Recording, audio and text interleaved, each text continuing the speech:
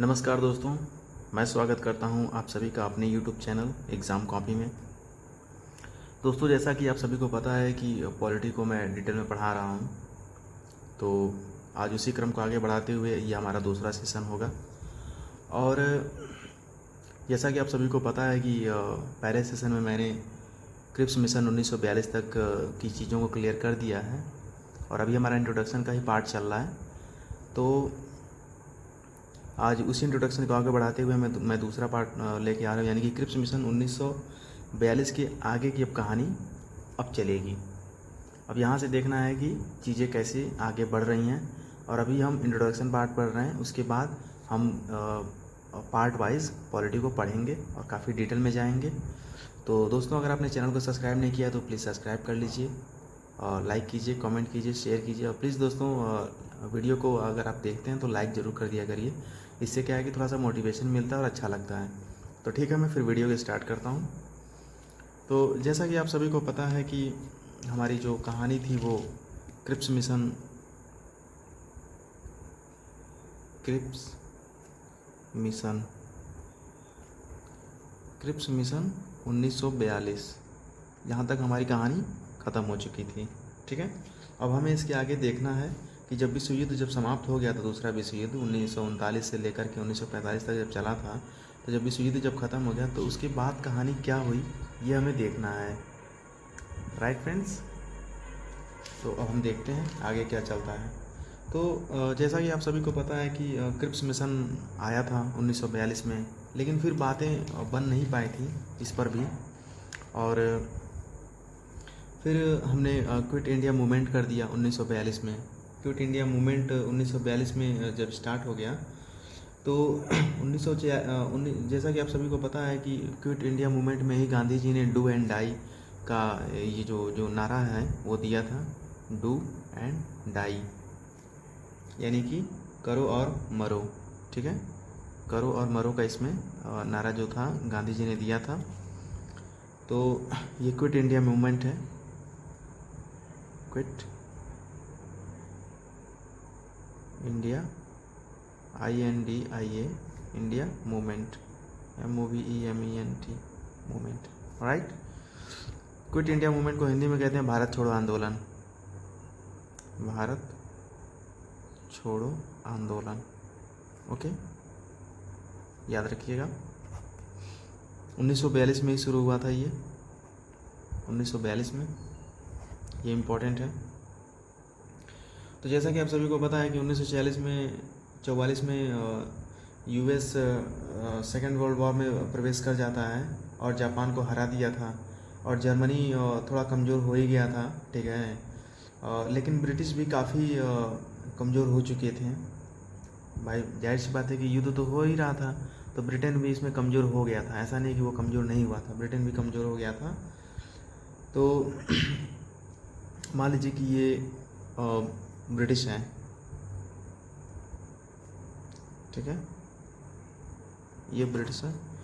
तो इस पर एक तरफ से जर्मनी हमला कर रहा है, जर्मनी हमला कर रहा है, एक तरफ से जापान कर रहा है। ठीक है, अब यहाँ पे मैं चीज़ों को थोड़ा सा समझाने का प्रयास कर रहा हूँ, समझिएगा। फिर इसी में क्विट इंडिया मूवमेंट भी आ गया 1942 में, क्विट इंडिया मूवमेंट ये आ गया। ठीक है, फिर इसके बाद आज़ाद हिंद फौज बोस साहब ने कर दिया, ठीक है, बनाया। तो इसका भी एक प्रेशर पड़ा इसके ऊपर, यानी कि आप देख सकते हैं कि चारों तरफ से इसके ऊपर प्रेशर पड़ रहा था। ठीक है, ब्रिटेन के ऊपर। तो उसने लास्ट में जो फैसला किया वो यही किया कि सेकेंड वर्ल्ड वॉर के बाद यानी 1945 में UN बन गया। UN जब बन गया तो UN का जो काम था वो यही था कि पूरी दुनिया में शांति कायम करना, उसका जो मेन एजेंडा था वो यही था, क्योंकि वर्ल्ड वार से हम वैसे ही उभरे नहीं थे, काफ़ी नुकसान हो चुका था। तो UN जो था वो इसीलिए आया था कि पूरी दुनिया में शांति कायम कर सके। और आप लोगों को पता होगा कि UN के जो 5 मेंबर हैं, जो कि परमानेंट मेंबर हैं, वो वही देश बने थे जो विनर थे, जो जीत गए थे। US हो गया, UK हो गया, जर्मनी कह रहा हूँ, जर्मनी तो नहीं है, और क्या कहते हैं कि इटली हो गया आपका, फ्रांस हो गया, ठीक है, रसिया हो गया, यही तो हैं फिक्स मेंबर उसके। फिर अब हम आगे देखते हैं क्या हुआ। तो आगे हुआ कैबिनेट मिशन, ये आता है 1946 में, 1946, ठीक है। तो 1946 में कैबिनेट मिशन आ गया। अब कैबिनेट मिशन जब आया तो इसमें ध्यान रखने वाली बात ये है कि इसमें 3 अधिकारी थे। इन तीनों अधिकारियों का जो नाम है वो इम्पोर्टेंट है। तो कैबिनेट मिशन जो था वो मई 1946 में आया था, मई 1946 में ये भारत आया, ठीक है। तो इसमें जो थे पहले जो थे वो थे क्रिप्स, ठीक है। दूसरे जो थे वो थे लवर्नेस,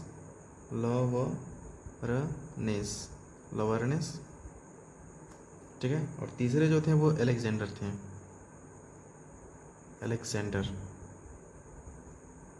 अलेक्जेंडर। ये तीनों नाम इम्पॉर्टेंट है, याद रखिएगा। क्रिप्स, लवर्नेस, अलेक्जेंडर, ये नाम इम्पॉर्टेंट है, ठीक है। दोस्तों मैं यहाँ पर एक छोटा सा पॉइंट बता दूँ आपको कि संविधान सभा का जो प्रतीक चिन्ह था वो था, संविधान सभा का प्रतीक चिन्ह क्या था, तो वो हाथी था। ये लोगों को नहीं पता होता, याद रखिएगा आप लोग, ये एक्स्ट्रा पॉइंट है। नहीं याद रहेगा तो भी कोई दिक्कत नहीं है, ठीक है। आगे देखते हैं। अब यहाँ से जो चीज़ें हैं वो काफ़ी इम्पोर्टेंट शुरू हो जाएंगी, तो इसे थोड़ा सा ध्यान रखते रहिएगा आप लोग, ठीक है। एक एक करके जो चीज़ें हैं वो काफ़ी इम्पोर्टेंट अब आएंगी। तो अब हम बात करेंगे इंडिया की। ये हमारा इंडिया है,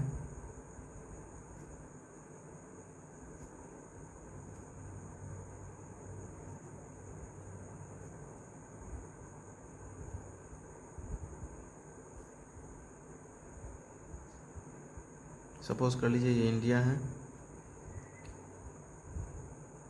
ठीक है। तो ये हमारा पूर्वी पाकिस्तान हुआ करता था, पूर्वी पाकिस्तान, ये पश्चिमी पाकिस्तान, ठीक है, पाकिस्तान। ये टोटल मिला करके इंडिया हुआ करता था, ये पूरा इंडिया था उस टाइम पर, ठीक है। ये 1972 में फिर बांग्लादेश के नाम से इसको बना दिया गया, अलग देश बन गया, ये वो अलग कहानी है। और 1947 में ये यहाँ से काट करके इसको पाकिस्तान बना दिया गया था, ये आप सभी को पता होगा, ठीक है। लेकिन अभी हम 1947 की बात नहीं कर, अभी हम 1946 में हैं। तो यानी कि ये हमारा पूरा जो है ये इंडिया है, ठीक है, ये इंडिया है। इसकी टेरिटरी काफ़ी बड़ी थी। तो यहाँ पर जो समझने वाली जो चीज़ है वो ये है कि संविधान बनाने वाले जो कुल जो सीटें थीं वो थीं 389, जो कुल जो सीटें थीं वो थी 389, ठीक है। संविधान बनाने के लिए जो सीटें जो थीं पूरे भारतीय क्षेत्र से वो 389 थी, ठीक है। इसे याद रखिएगा।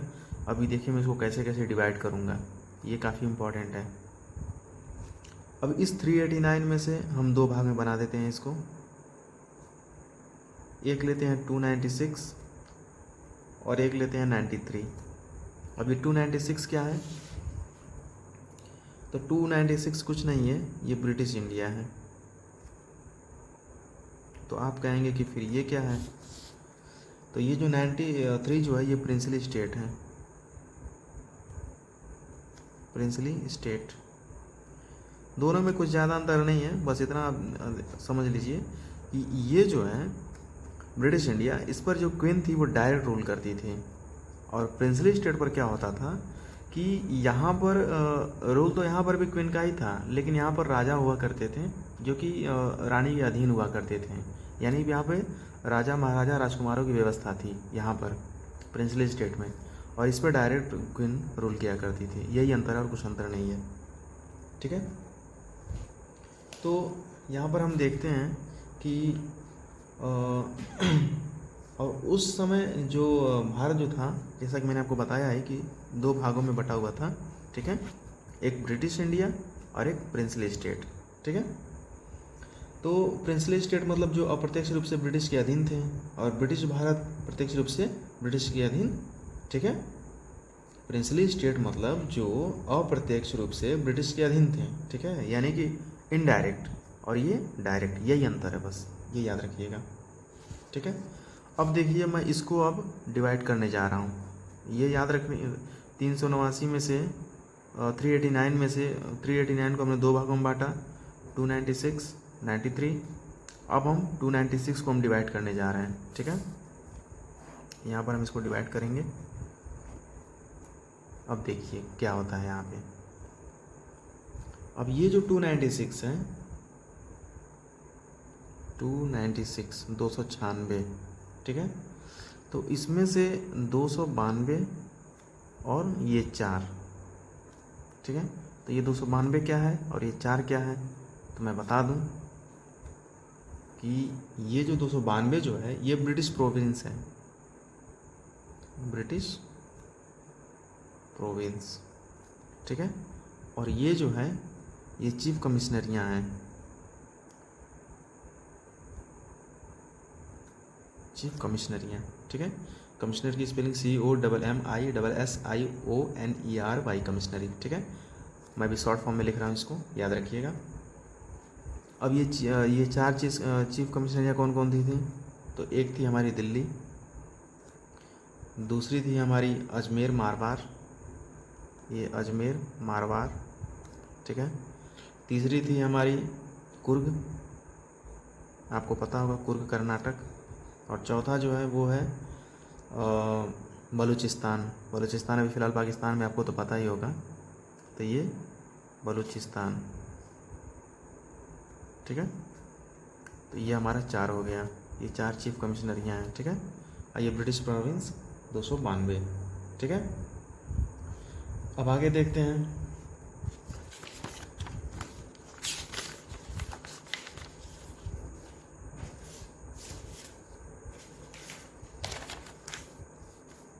अब आगे देखते हैं हम। 293 हमारी प्रिंसली स्टेट हो गई, ये 200 और 93, 293 नहीं, 93, ठीक है, ये 93 और 296। इसमें क्या हुआ था, तो ये नो इलेक्शन था, ELECTION, इलेक्शन, ठीक है। और ये जो था 296, इस पर इलेक्शन हुआ था, इलेक्शन, ठीक है। मतलब कुछ नहीं है, बस इतना समझ लीजिए कि ये जो प्रिंसली स्टेट जो था, ये प्रिंसली स्टेट, ठीक है। तो यहाँ पर जो हुआ करता था, यहाँ पर हमने इलेक्शन नहीं कराया था, ठीक है। यहाँ के जो राजा जो हुआ करते थे, उन लोगों ने अपने नुमाइंदों को भेज दिया, ठीक है, संविधान सभा में। वो भेजा नहीं था, वो मैं अभी बताऊंगा अभी क्या हुआ था वहाँ पर। और ये जो था 296, यहाँ पर डायरेक्ट इलेक्शन हुए थे, लेकिन ये भी डायरेक्ट नहीं था, ये इनडायरेक्ट इलेक्शन था, ठीक है, लेकिन इलेक्शन हुआ था, बस इतना समझिए कि इलेक्शन हुआ था। अब वो डायरेक्ट था इनडायरेक्ट था मैं आगे बताऊंगा, लेकिन इतना समझिए कि इनडायरेक्ट इलेक्शन था, लेकिन इलेक्शन हुआ था। और यहाँ पर तो साफ इलेक्शन ही नहीं हुआ, ठीक है। अच्छा, आगे देखते हैं। संविधान सभा आंशिक रूप से चुनी हुई, आंशिक रूप से मनोनीत थी, जैसा कि आप सभी को पता ही है, ठीक है। आंशिक रूप से मनोनीत का मतलब क्या है, मतलब आधा चुना हुआ और आधा बिना चुना हुआ। तो प्रिंसली स्टेट के जो राजा राजकुमार थे, तो उनके ऊपर था कि जिसे चाहे चुन करके अपनी तरफ से संविधान सभा के सदस्य बनाने के लिए भेज सकते थे, जिसे मनोनीत कर करके वो, ठीक है। इसमें यहाँ पर राजा महाराजा भेज सकते थे अपने नुमाइंदों को। मान लीजिए कि ये किंग हो गया, ये किंग है, ठीक है, तो इसने किसी अपने जो इसके नीचे जो अधीन जो है, इसको ये भेज देगा, ये खुद नहीं गया, हो सकता है इसको ईगो वहाँ पे आ गया हो, ठीक है। तो इसने ये खुद न जा करके ये अपने किसी एक इंसान आदमी को अपने भेज दिया, ठीक है। अच्छा, अब मैं रिकॉल करा देता हूँ फिर से। 389 दो भागों में बांटा, एक हमारा हुआ 296, एक हमारा हुआ 93, ठीक है। इस 296 को हमने दो भागों में बांटा, एक था 292 और एक था 4, ठीक है। और ये 93, ये तो 93 के 93 थी, इसमें तो कुछ बंटवारा नहीं हुआ। ये प्रिंसली स्टेट था, ठीक है। ये ब्रिटिश इंडिया, ये मैं रिकॉल करा रहा हूँ जल्दी जल्दी, ठीक है। और ये जो था इस पर इलेक्शन हुआ, ठीक है। इस पर तो इलेक्शन हुआ था, ठीक है। तो ये हमारे क्या कहते हैं, ब्रिटिश प्रोविंस और ये चीफ कमिश्नरियाँ, ठीक है। अच्छा, यहाँ तक हमारी कहानी क्लियर हो गई। आगे देखते हैं। अब आगे देखते हैं क्या था कि मैं आपको बता दूं कि ये जो 93 सीटें जो थी, ये 93 जो सीटें थी, ये 93 सीटें भर नहीं पाई थी, क्योंकि राजा अपना प्रतिनिधि भेजे ही नहीं। जैसा कि मैंने आपको बताया कि हो सकता है उसका ईगो आ गया बीच में, उसने अपने नुमाइंदों को भेजा ही, मतलब ये उस समय पर भर नहीं पाया था 93, ये जो 93 सीटें खाली रह गया था, ठीक है। आगे देखते हैं हम। तो 296 को मैं बता रहा हूँ आपको, 296। अब इसमें हम देख लेते हैं कि किसकी कितनी सीटें थीं। तो इसमें था 208, ये INC, इंडियन नेशनल कांग्रेस, ठीक है, याद रखिएगा। फिर आता है 73, यह है मुस्लिम लीग, ठीक है। फिर आगे आता है 15, इनको जोड़ करके देखिएगा कितना आ रहा है, 8 3 11 और 11 6, ये 16 के 6 आ गया, ठीक है। अरे मान लीजिए 8 3 11 11 5 16 के 6, ठीक है। कैरी 1 और यहाँ पे 7 1 8 8 1 9, कैरी वाला जोड़ेंगे ना, मान लीजिए 7 1 8 8 1 9, ठीक है। और ये 296 हो गया ना, ठीक है। और ये 15 जो था ये अदर सीट था, ठीक है, ये अदर सीट है, ये अदर पार्टियाँ, other OTHER, other seat party, ठीक है। तो इसका मतलब था कि INC के लोग ज़्यादा हैं भाई, सीधी सी बात है, दिखाई दे रहा है यहाँ पर कि 296 में से तो हमारे 208 जो है वो INC के ही हैं, तो जाहिर सी बात है कि वो ज़्यादा तो हैं ही, इसमें तो कोई शक ही नहीं है। तो प्रिंसली स्टेट की जो 93 सीटें जो संविधान सभा में भर नहीं पाई, मतलब 93 सीटें फिल नहीं हुई, यानी कि ये 93 सीटें हमारी खाली की खाली रह गई थी, ठीक है। कोई दिक्कत नहीं। आगे देखते हैं। आगे जो है वो है 296 जो सीट्स पर इलेक्शन, इनडायरेक्ट इलेक्शन हुआ था, ठीक है। 296 जो सीटें हैं इस पर इनडायरेक्ट हुआ था। मैंने बताया ना अभी कि इलेक्शन तो हुआ था, 1 मिनट, सॉरी मैं देख नहीं पाया, कैमरे पर नहीं है। ये इलेक्शन तो इस पर हुआ था, लेकिन ये इनडायरेक्ट इलेक्शन था, इनडायरेक्ट इलेक्शन, ठीक है। इनडायरेक्ट इलेक्शन हुआ था इस पर, ठीक है।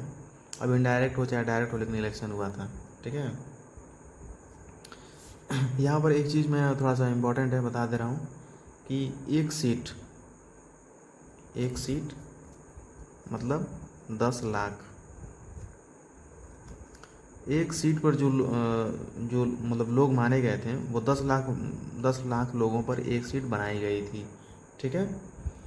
मैं इसको थोड़ा सा अभी दिखा भी दे रहा हूँ, क्योंकि मान लीजिए कि 389 लोग थे, ठीक है।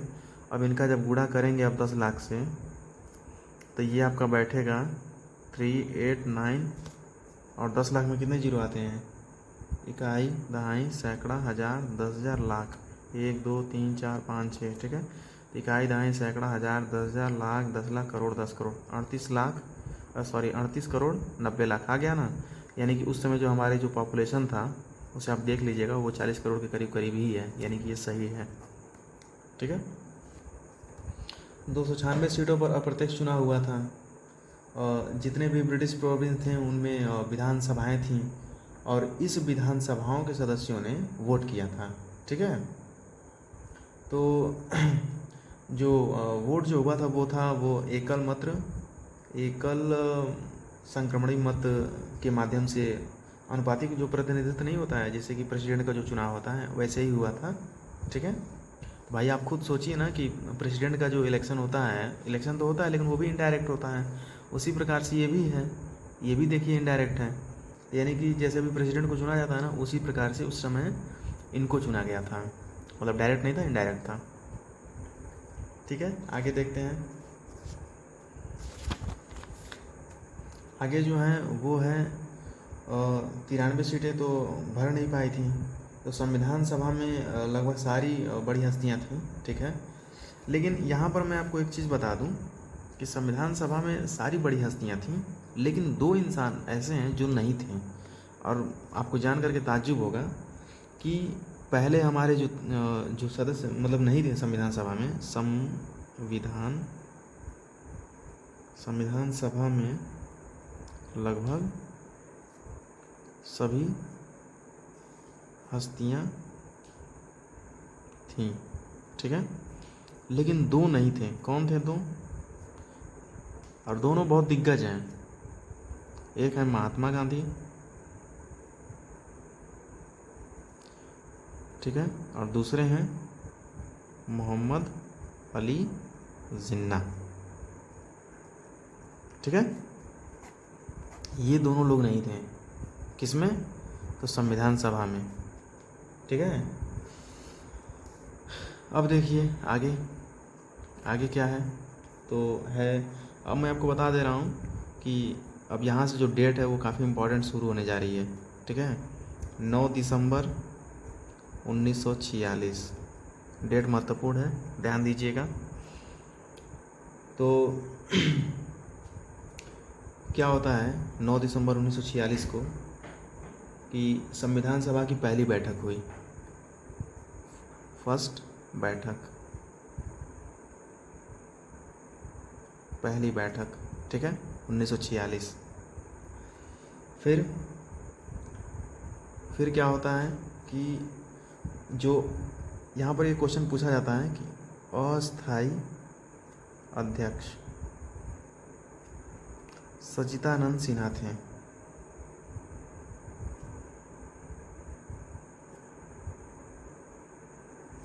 अस्थाई अध्यक्ष जो थे वो सच्चिदानंद सिन्हा थे। ठीक है, ये क्वेश्चन पूछा जा चुका है, याद रखिएगा, इम्पोर्टेंट है। ठीक है, फिर ये तो हमारी पहली डेट हो गई। प्लीज़ यहाँ से आप लोग नोट्स बनाते चलिए, अब चीज़ें काफ़ी गंभीर हो गई हैं। 11 दिसंबर 1946 ये सेकंड डेट है। डेट इसलिए इम्पोर्टेंट है क्योंकि यहाँ पर अस्थाई अध्यक्ष अब आ जाएंगे। अस्थाई अध्यक्ष कौन थे? तो राजेंद्र प्रसाद, जो हमारे पहले राष्ट्रपति भी बनेंगे आगे चल करके, राजेंद्र प्रसाद। पूरा नाम डॉक्टर राजेंद्र प्रसाद था, ये भी डॉक्टर थे, मतलब सबने पीएचडी कर रखी थी। पहले उपाध्यक्ष कौन है? तो एचसी मुखर्जी।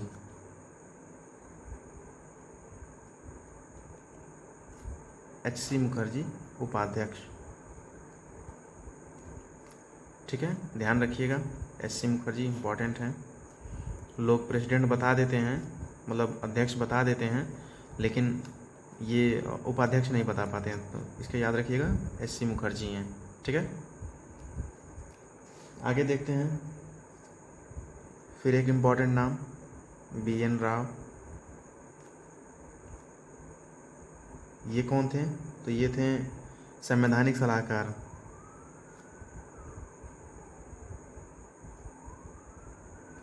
ये सलाहकार थे ये। ठीक है, याद रखिएगा, ये भी इम्पोर्टेंट है।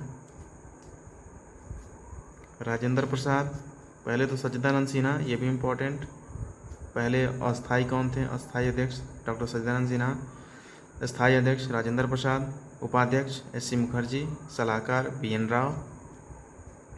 ठीक है, अब यहाँ पर मैं एक इम्पॉर्टेंट चीज़ और बता देता हूँ कि कभी कभी क्वेश्चन पूछ लिया जाता है कि संविधान सभा में जो 15 महिलाएं थी इसमें। ठीक है, संविधान सभा में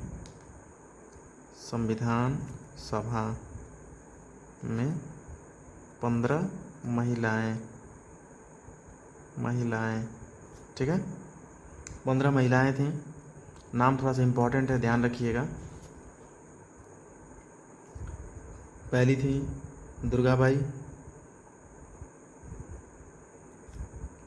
दुर्गाबाई देशमुख।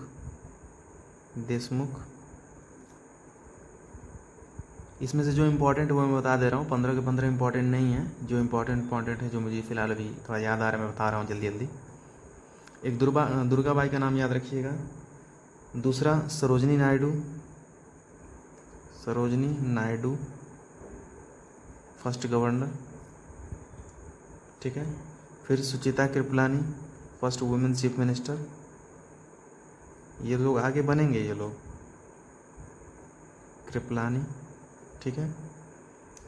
फिर कमला चौधरी का नाम याद रखिए, कमला चौधरी। फिर विजय लक्ष्मी पंडित, आई थिंक ये नेहरू जी की पंडित थी, सॉरी नेहरू जी की पंडित कह रहा हूँ, नेहरू जी की शायद ये बहन थी। ये I am 90% sure but not 100%, so you will cross check.